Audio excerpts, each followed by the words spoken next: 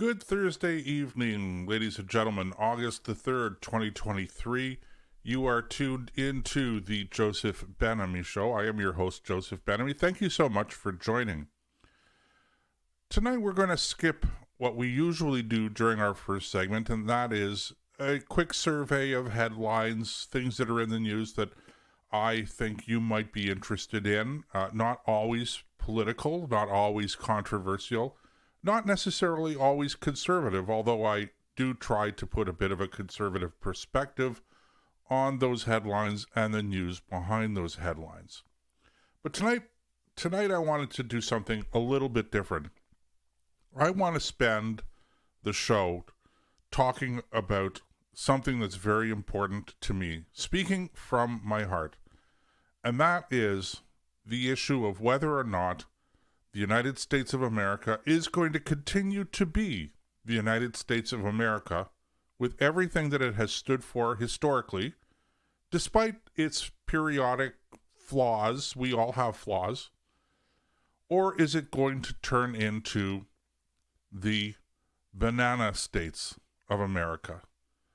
And if you've looked at the thumbnail that we put up to advertise the show tonight, if you're American, I could completely understand that some of you are going to look at the flag that's in that thumbnail and you're going to be offended.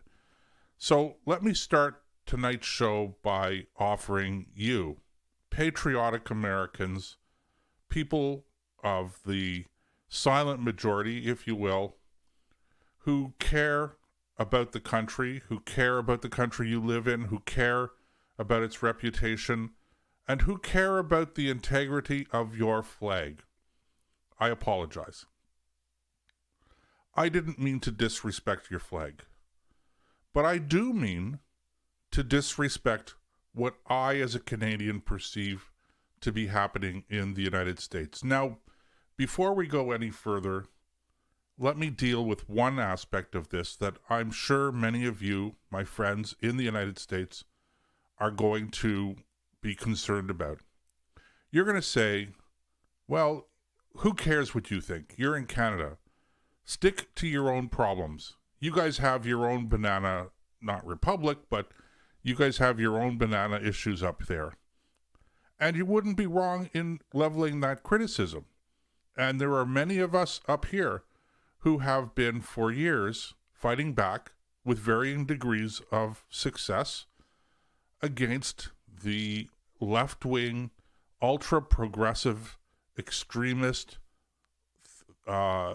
zeitgeist and the whole extremist liberal agenda that has taken root in this country. There are many of us up here who've been fighting against it, and maybe not as successfully as we have wanted to, but the criticism of Canadians having the temerity to express any kind of opinion about what's going on in domestic politics in the United States, I hear it. I hear it. I understand it. And I appreciate it. I know where it's coming from. But at the same time, I consider myself to be a good friend of the United States. And I think that most Canadians consider Canada to be a good friend of the United States. But I'm not speaking on behalf of Canadians here. I'm speaking about myself, on behalf of myself. And I consider myself to be a friend of the United States. And if friends can't draw attention to their friends of things that are going wrong out of respect and out of concern for the well-being of our friends, then what is friendship? And so, as I said, I don't mean to disrespect the flag of the United States. It's not my intention. I was intending to be a little bit provocative, and if I've caught your attention, then it has accomplished what it was intended to accomplish. But my apology still stands. So, but what has provoked this? Why am I even raising this issue? Why would I even suggest anything like the banana states of the of America?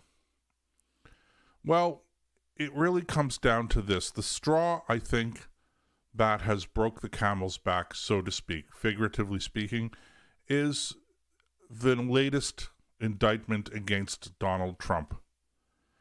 Now, there are many of you out there who might be listening to this podcast who would consider yourself to be somewhat center or left of center on the political spectrum.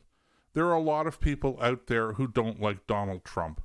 I myself have been critical of Donald Trump, not so much in terms of his policy, but his style. I'm old-fashioned. I believe that leaders ought to exhibit a certain amount of decorum and dignity in their office. I'm a very old-fashioned believer in that kind of thing. And I don't think that Donald Trump has been a very good role model, at least not in that regard.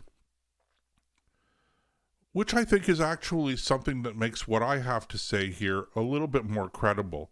Because I'm not defending Donald Trump on the basis of, he won the election, they stole it and that.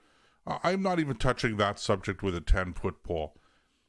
I know a lot of people out there who feel very passionately both one way, on one side or the other, but I'm not going to get into that debate because it's not relevant to the subject matter that I am trying to address tonight, and that is the reputation of the United States outside of the United States. Now, don't dismiss what I have to say. Don't say, who cares what they think of the United States outside of the United States. That would be a very terrible mistake. I've said on this broadcast and on other broadcasts, and I've written about the fact that America has a unique place in the world. It has a unique role to play in the world by virtue of the fact that it really still is the world's only remaining superpower. We still live in a multipolar world.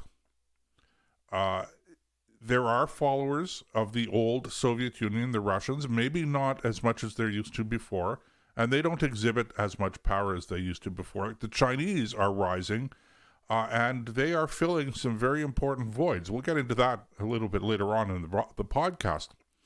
But the Chinese and the Russians do not compare with the United States when it comes to, in my judgment, superpower status. Yes, they both have strong militaries, although, okay, in fairness, I think that you have to question the effectiveness and the strength of the Russian military these days, given the fact of the quagmire it finds itself in currently in its conflict with Ukraine. But the Russians still have a massive nuclear armaments.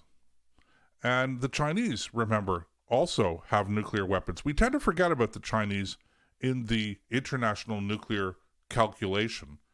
But let's remember that the Chinese also have a significant nuclear arsenal.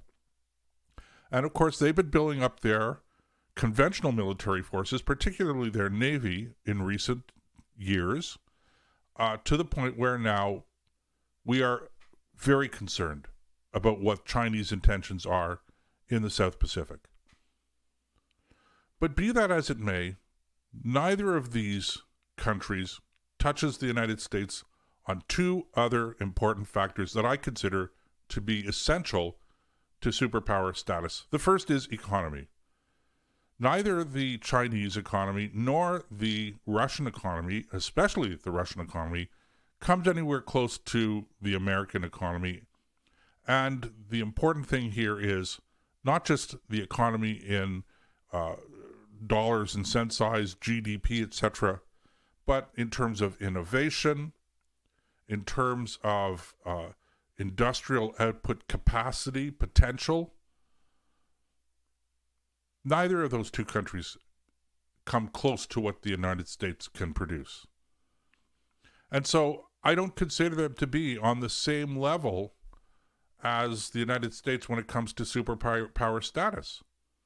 If you want to call China and Russia superpowers, then you have to come up with another term for the United States. I'm tempted to say super duper power, but that sounds a little corny, a little silly. So come up with some other form. Ultra superpower, I don't know. But that's the important thing when it comes to the United States. The role that you guys play as America in the international scene is critically important. You have an important stabilizing effect. Now, again, I've talked about this on my show before. You may not like it. You may not like the fact that you have that kind of power, you wield that kind of power, and that the rest of the world looks up to you. You're kind of like the big brother in the neighborhood. And the rest of the world looks up to you, or they may hate you for it, but they still look up to you. What the United States does or doesn't do on the international scene still counts, and it still counts for a great deal. And your capacity for doing good in the world is immeasurable, even if you don't like it. It doesn't matter whether you like it or not. So what we are saying outside of the country right now, outside of the United States, is, as friends, look, your republic, I think, from my observation point, is in deep trouble. Now, I don't see states separating from the Union as they did before in the pre-Civil War years, back in the 1860s. I don't see that happening. I don't see the same dynamics, but I see probably the same kind of divisions, except we're not talking here about state rights, but we are talking about some serious divisions which actually make the situation probably more complicated because the boundaries are not geopolitical, they're ideological political, if you could use that term. So you have conservatives, more or less, and I say more or less because I'm not a big fan of what passes for conservatism in the United States today, or here, even in Canada. I think that there are some serious intellectual flaws in the presentation of conservatism that exist both here in Canada and with you in the United States as well. But that's beside the point. Because irrespective of what your policy is or your particular ideology that you bring to the table, there has to be a certain respect for the institutions within which these political debates are had, and that they are mediated and even adjudicated. And by adjudicated, I mean decisions made by the ultimate judges for political issues, and that ought to be not courts, but voters themselves. So the integrity of those institutions, I think, are in grave jeopardy. And why is that? Is that simply for ideological purposes? There are many people out there who believe that this is nothing more than a left-wing progressivist agenda, conspiracy even, to hold on to political power. I don't know. You know, to be honest with you, I don't buy quite into that conspiracy.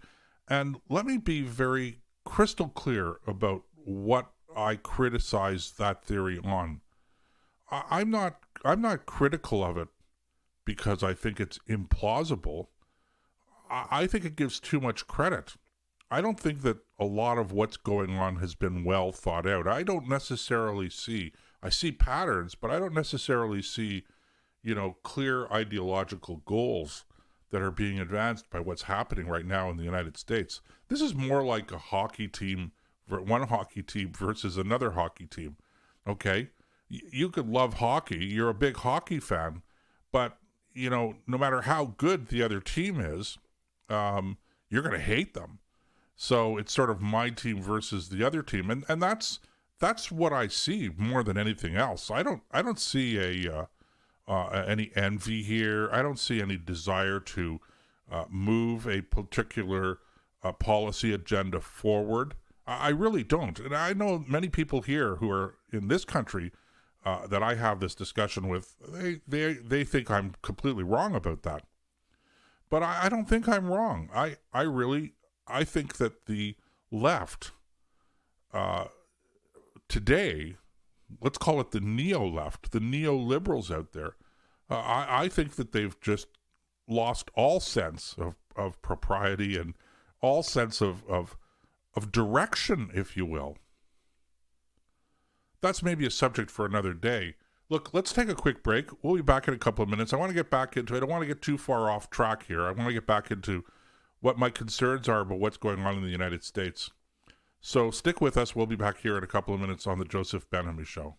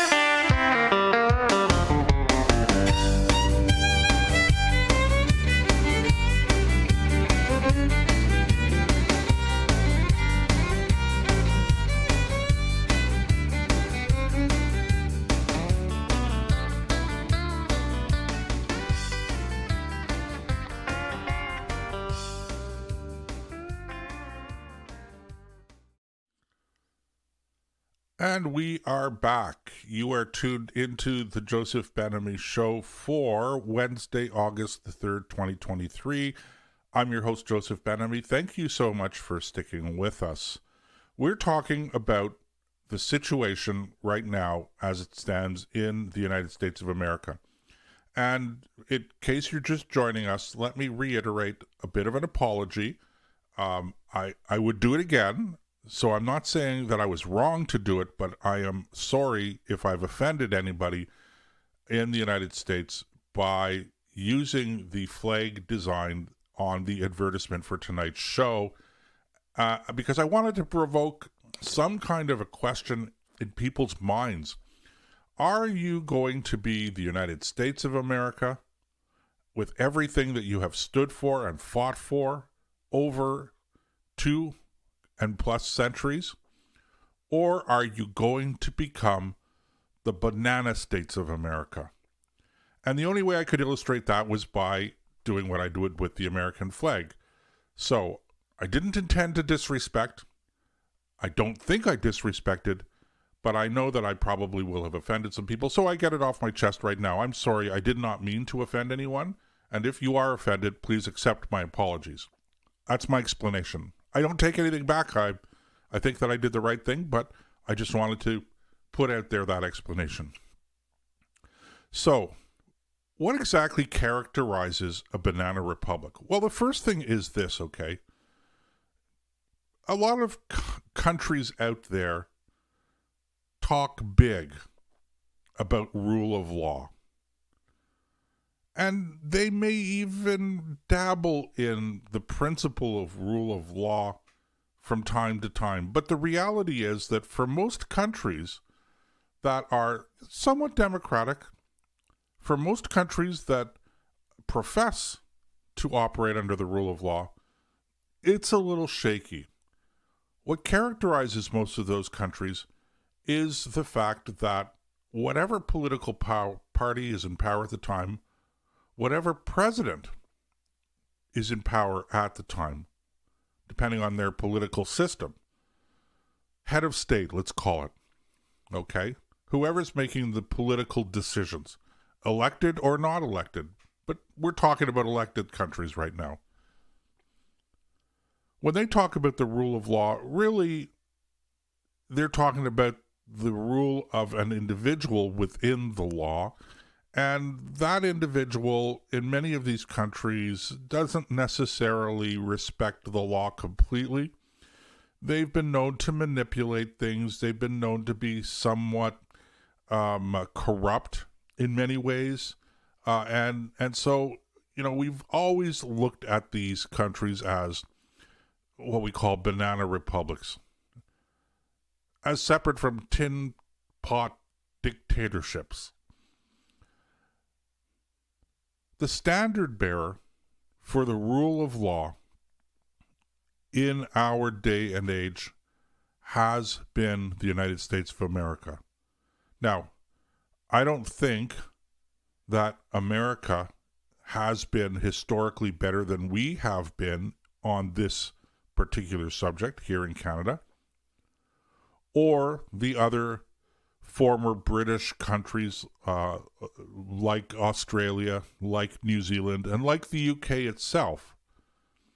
The whole principle of the law being supreme and governing under the rule of law is really an English principle.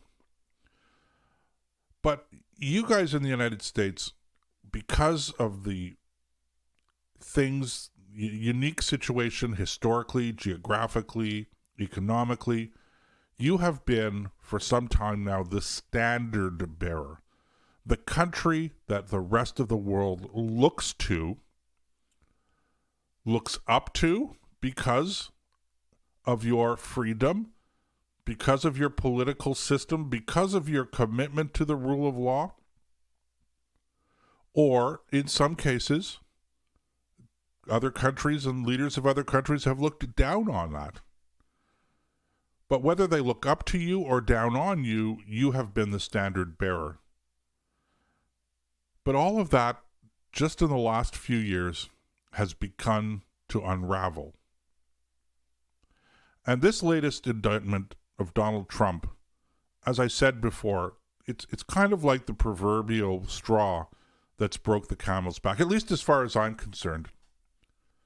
Because what we're seeing in the United States, and I don't think there's any question about this, what we're seeing in the United States is the usurpation of power by the executive branch primarily, with the complicity of the legislative branch. And I'm speaking here, I'm sorry to say, I'm speaking here about the Democratic president, first Barack Obama, and then Joe Biden, with the complicity of their allies in the Democratic Party in Congress and in the various state houses and governors' houses and legislatures. But primarily I'm talking federally. So what's happening, ladies and gentlemen, is that these political players have seized on what is their constitutional power to control principally the Justice Department. And what they've done is they have, the term that's being kicked around now is weaponized the Justice Department in order to achieve their political goals. And in this case, the political goal is to stop Donald Trump from running for president in 2024, ostensibly. Now, there are commentators out there that are looking at this in perhaps a little bit more sophisticated a way, and they're saying, whoa, hang on just a second. It's not like the Democrats don't want Donald Trump to run because they think they'll lose. It's that they understand that when they do these things to Trump, his popularity amongst Republicans go up. Republicans want to rally around him. At least a certain segment of the population wants to rally around him. And as a consequence of that, he's going to win the Republican nomination for president in 2024 and then lose in the general election because he can't win. And I've seen some very compelling analyses out there. I mean, this is what I do for a living. I do the politics stuff. And so, they interest me, and I read things that I agree with, and I read things that I disagree with, and I read things written by my friends and my allies, and I read things that are produced by, my opponents, because I like to know what they're thinking, and who knows, as I say many times, I'd rather be right than consistent, and my opponents have from time to time, not often, but they've from time to time been right about certain issues. And so I have no problem learning from people that I have historically disagreed with on various issues. But that doesn't count anymore in the United States. The partisanship that has infected the political body, particularly at the federal level in the United States, is quite astonishing.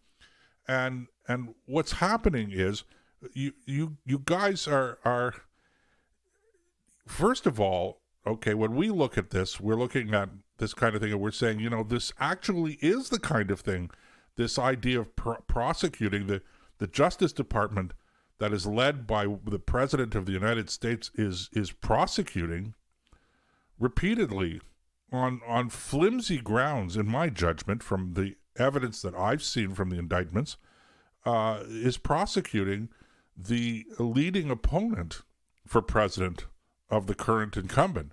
I think that's what they do in banana republics, ladies and gentlemen. And I'm addressing myself to Americans. I'm not addressing myself to people who necessarily are going to go, right on, cheerleader, okay? And I'm not addressing myself to the idiots on the left either, okay? I'm addressing myself here to the middle-of-the-road American who maybe doesn't think too much about this, okay? But here it is coming from one of your friends outside of the United States. I'm telling you, this is happening, and there are more than a few of us here north of the border, and if it's happening here in Canada, it's happening everywhere else around the world, where we are saying, guys, okay, this is what they do in banana republics. One of the great politicians that I have the utmost admiration for historically in the United States is Gerald Ford. Gerald Ford was, for those of you who don't know, and regrettably, I suspect that there are a lot of Americans who don't know this, Gerald Ford was Richard Nixon's vice president at the time that Nixon resigned after being impeached. And the whole Watergate scandal was going on. And, more than 40 federal officials, including a secretary, the secretary of the Attorney General, I should say, in the United States, as a consequence of the Watergate investigations and prosecutions, more than 40 administration officials actually went to jail. You may not know that. But when it came to Richard Nixon, one of the first acts of Gerald Ford, when he became president with the resignation of Richard Nixon, because that's how the succession works in the United States, one of the first acts that he did was he pardoned Richard Nixon. And he was pretty roundly criticized for having done that. But I think he was absolutely correct and courageous to do it. It was the right thing. Because he understood that there was more at stake here than just the simple legal aspects of things that were going on around Watergate. And he made a calculation. And the calculation he made was, what damage will ensue to the foundations of our republic if we now prosecute and quite possibly end up sending the former president of the United States to jail. Now, there are partisans out there who are going to hear that and they're going to go, well, so what? The rule of law. Nobody's above the law. Well, everything has an exception. And at some point in time, and by the way, this is nothing new, prosecutors use discretion in prosecuting criminal cases all the time. Okay? There are many times where the prosecutors will look at a particular action and they'll go, it looks like there was a crime committed here, but it's not really worth us going after. Particularly when we're talking about a sitting or a former or a potential president of the United States in these current political environment. Look, we're going to take another quick break. Stay with us. We'll be back in a couple of minutes here on the Joseph Ben-Ami Show. More to come.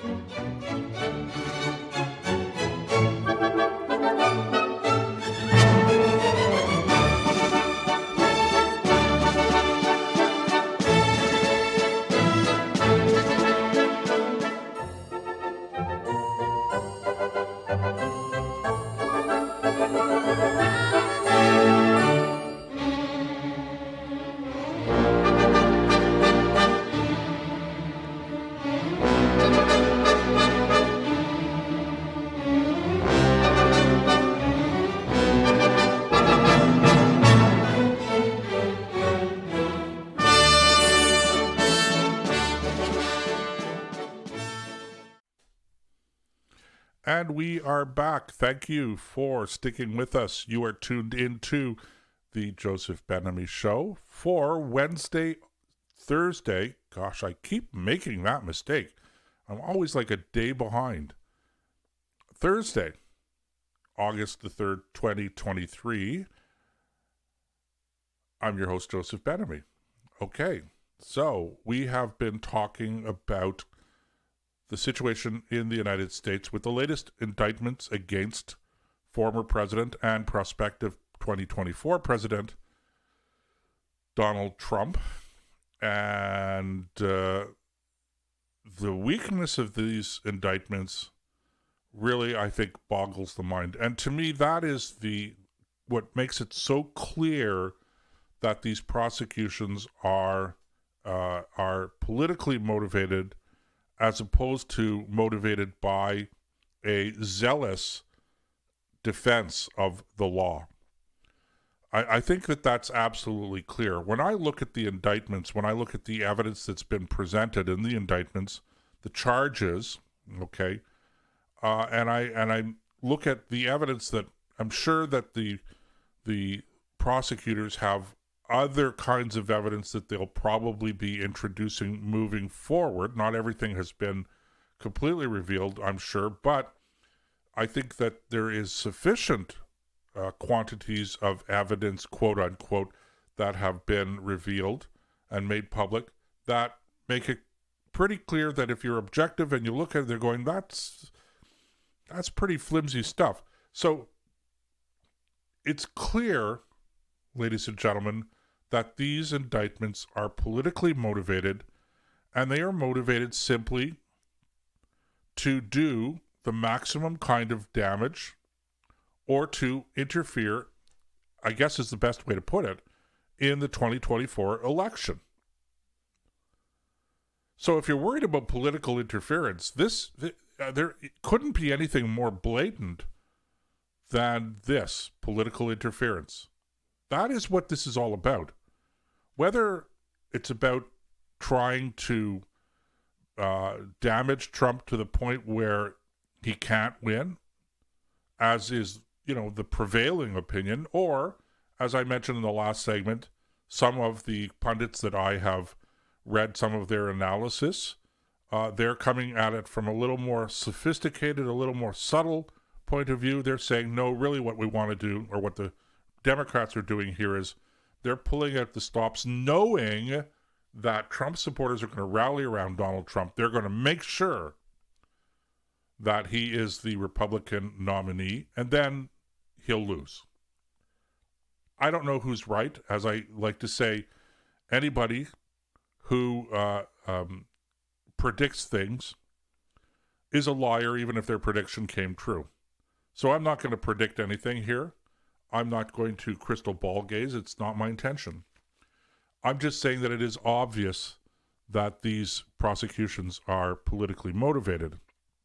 And this is what happens in banana republics. And so when I say, are you guys going to be the United States of America, or are you going to be the Banana Republic of America?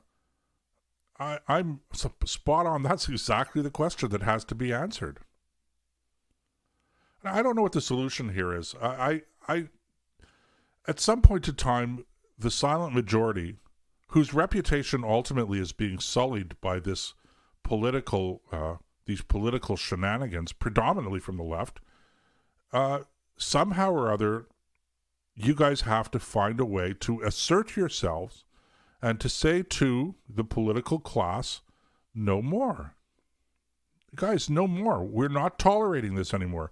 I don't know how you make that happen. I'm just ringing the alarm bell. And I'm ringing the alarm bell as a friend. So as I said before the break, I thought that Gerald Ford, when he pardoned Richard Nixon, there were a lot of people who thought he shouldn't do that. I'm not one of them. Of course, I was quite young, so, say that my analysis in those days was very immature and unsophisticated in and of itself. But my opinion hasn't changed over the years. If anything, my opinion has grown. My admiration for the courage of this man has grown, because I think he actually ultimately got it. He understood that that when you give constitutional power to the executive branch of the government to conduct prosecutions, etc., and let's remember, it's all political to a certain degree, because the Attorney General is chosen by the elected president. He's a member of the cabinet, and the Attorney General at the Department of Justice directs the Department of Justice. So it's constitutionally, it is subject to manipulation, or it's susceptible to manipulation. So there is a separate kind of subject here that we haven't touched on yet that I think is worthwhile bringing up, and that is the character issue. And this, again, is, where Gerald Ford comes in. Because at some point in time, even though you have the power to do things, the constitutional power to do them, the question is, are you going to abuse that power, or are you not going to abuse that power? And in theory, anyway, in the American system and in our system as well, where you have theoretically three branches of government. You have the executive, you have the legislative, and you have the judicial. And so the judicial and legislative branches ought to be a check on executive power. So you would think that the courts would be able to rein in the actions of in this case, the Department of Justice. But of course, the problem is that judges are either elected or they are appointed by politicians, which makes them somewhat political anyway. So either way, ladies and gentlemen, you have to look at the integrity and the character of the individuals who are being elected in the first instance and who are being appointed in the second instance. And this is where, a couple of weeks ago I did a show and we talked at some length about the importance in any kind of a democracy for a moral population. In other words, at some point in time, checks and balances fail to work adequately.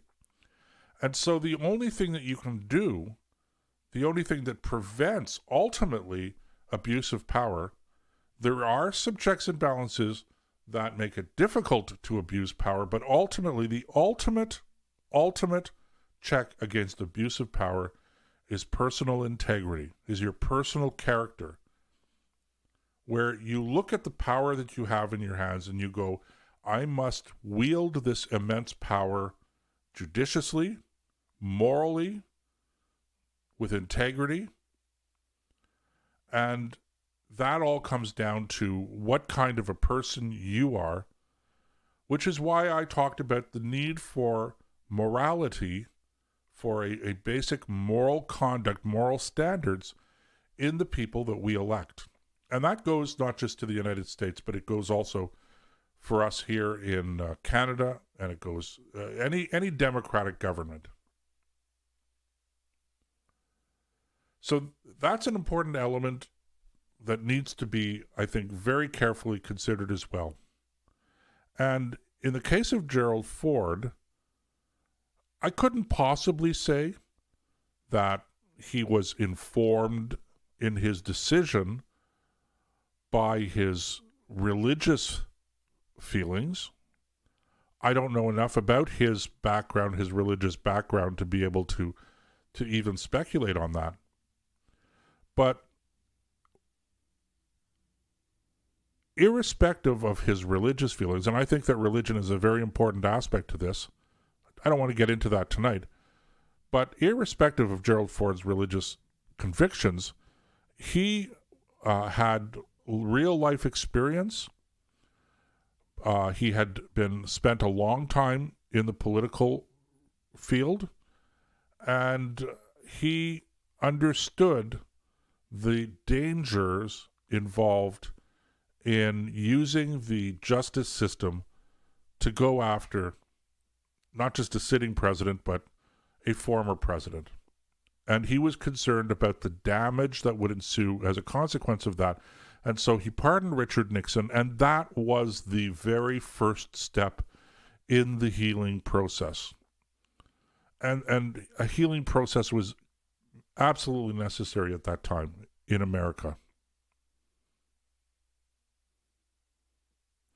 So, what's the difference between the Richard Nixon situation and the Donald Trump situation? Well, here it is in plain black and white. What Richard Nixon engaged in was absolutely beyond dispute. Whether he actually knew of or ordered the Watergate break-ins, I don't know. I've read a lot of material about it, and in my view, I can't say what I believe. I don't know. But what I do know is that he was guilty of covering up the crime. He knew about the crime. He covered it up. He knew his officials were covering it up. And that itself is a crime. And so, the case against Richard Nixon, if he had been indicted, would have been a rock-solid case. Not so when it comes to Donald Trump. In the case of Donald Trump, I just don't see any smoking gun. Unless there's something that the prosecution is holding back.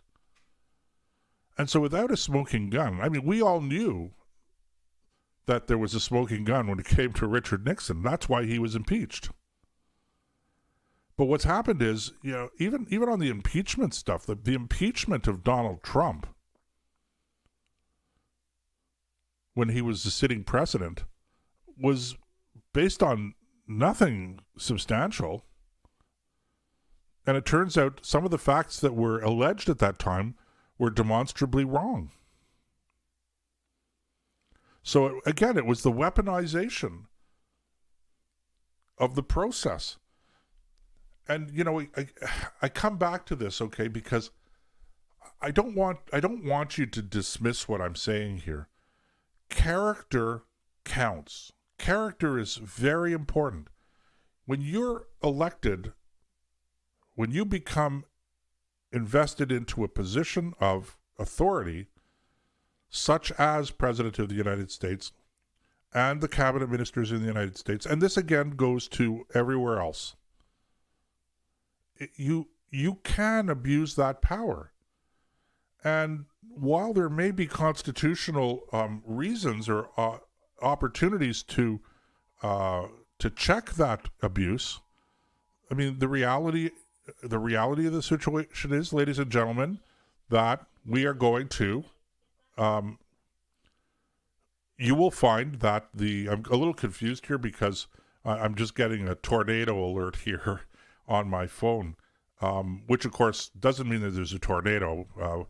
All it has to happen is there are thunderstorms here in the nation's capital, and people automatically worry, oh my goodness, we're going to have possibly a tornado. So they send out these alerts on their cell phones that you cannot not receive, interestingly enough. Anyway, so I apologize for that seeming confusion.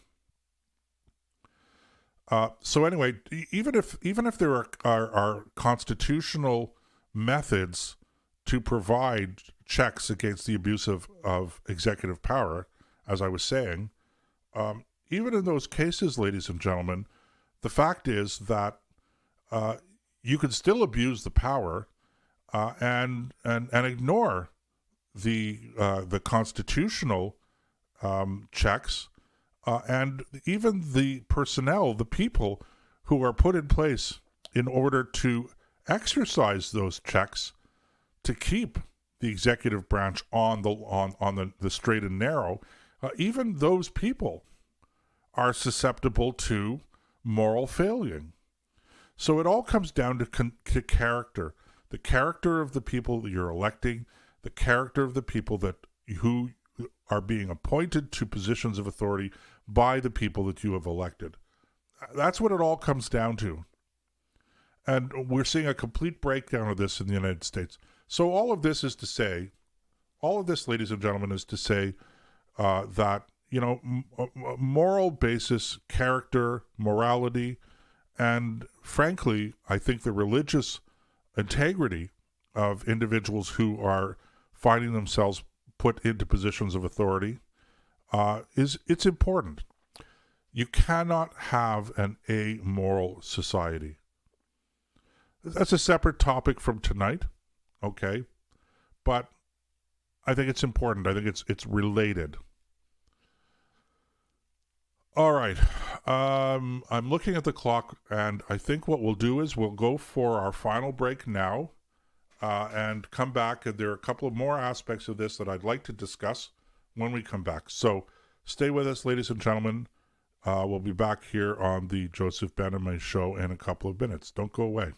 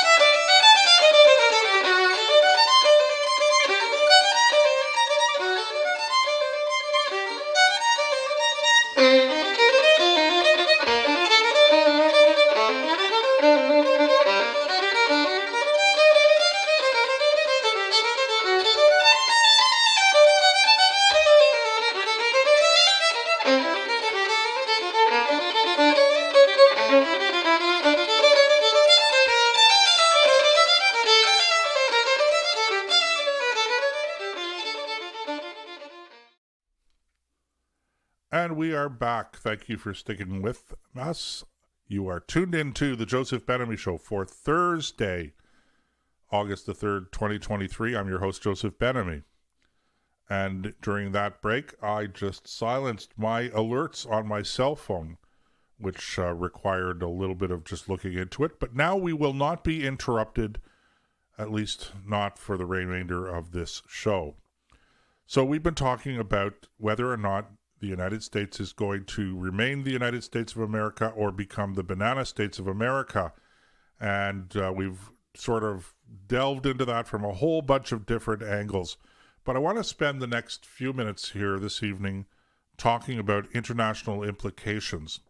Because while all of this has been going on in the United States, there's been a lot of activity on the international scene as well. And I think it's vitally important for Americans to appreciate what's happening while they are consumed, transfixed, if you will, on the shenanigans that are happening within your political class. And here's what's happening. First of all, we have the war between Russia and Ukraine. Now, I've heard a lot of people say that's because of Joe Biden. Joe Biden's a weak president. Nobody takes him seriously. There's no deterrence here when it's Joe Biden in the White House. That would never have happened under Donald Trump's leadership. Okay, maybe there is a point of view there that has some validity to it. I don't know. Woulda, coulda, shoulda. Who knows what the past would have been if you take a different course. But we're not talking about the past. What's happening is happening now under the watch of the current president, and the United States and the United States Congress, I think, is severely distracted. And what's happening with that distraction is I don't actually think that the Congress is really delving into the details of the war. And they've taken some knee-jerk reactions, anti-Russian reactions. And what I'm saying here is not meant to be defending anything that the Russians have done. But, this idea that we're just simply holus bolus going to arm the Ukrainians to fight the Russians, I don't know. I mean, I think that there are hard questions that have to be asked about the culpability of the Ukrainian government in precipitating this conflict. I think that it's not black and white so much. And I'm not entirely convinced that the right policy of the United States or Canada or the rest of the NATO allies is to engage in what can only be described as, we'll call it not a cold war, not a hot war, let's call it a lukewarm war, to the extent that we're actually supplying personnel, we're supplying weapons, we're supplying resources to the Ukrainians to fight the Russians, and that historically has not been the way that we contained the old Soviet Union back in the Cold War days. Except maybe in Afghanistan, different situation with Afghanistan, because Afghanistan was off in the middle of Asia, and it was not on the border of the NATO alliance countries. Ukraine is on the border of Poland, and Poland is a member of NATO. And there's also been a lot of talk about allowing the Ukraine to join NATO. And of course, all of that talk was pre the Russian invasion. Did any of this make sense? And did it precipitate some more aggressive Russian reaction than had been going on already for a number of years? Because remember, the border dispute between the Ukraine and Russia is a long-standing dispute. And there's been violence on both sides of the border long before the Russians decided to officially engage in an invasion. So I'm not taking their side. I'm just saying that my feeling is, my sense is that Congress is distracted and that the Biden administration doesn't really care that much about it. They're just disengaged altogether and focused largely on the internal silly politics, plus what's going on with the Hunter Biden stuff. Okay, separate issue altogether we haven't even talked about. On the international scene, we also have to talk about China. The Chinese are not stupid. So again, while America is distracted with this silly internal partisan politics, the my team versus your team kind of tit for tat, throwing mud at one another, the Chinese are quietly consolidating their own power. And not just their own power militarily, which has built up quite a bit, but they're also behind the move, which is a serious move now, to replace the US dollar as the international reserve currency. And there are a lot of countries that are buying into this. There are a lot of countries right now that are signing up for this. And the Russians are involved in this too. That is something that probably most of you in the United States aren't even aware is happening. And what are the implications for America of this happening? Not just the economic implications, but what are the implications for the ability of the United States to project power? Because power is not just a military thing, it's also an economic thing, as we discussed earlier in the show. So I see that as being a very serious problem that nobody seems to be concerned with in the United States right now. All we hear about is Hunter Biden and Donald Trump. And we didn't talk about Hunter Biden tonight because really, I don't really want to get into that. That'll be a separate show if we do it. So look, I've danced around a little bit. I've expressed a certain amount of frustration. I've expressed my opinion about a number of issues that touch on this whole subject. But really, to summarize, it really comes down to this again. Are we going to have the United States of America? Is the United States of America going to survive and recover its authority and its integrity as the United States of America? Or is it simply going to continue down the road towards being a banana republic?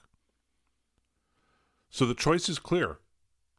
The United States of America versus the banana states of America. It's up to you. Speaking as your friend, outside of the country, looking in, I'd rather see you guys recovering as the United States of America. All right, ladies and gentlemen, appreciate you tuning in tonight. As always, check out the website, www.josephbenamy.com, all one word, without the hyphen. And we will catch you next week here on the Joseph Ben-Ami Show. God bless, and we'll talk to you then.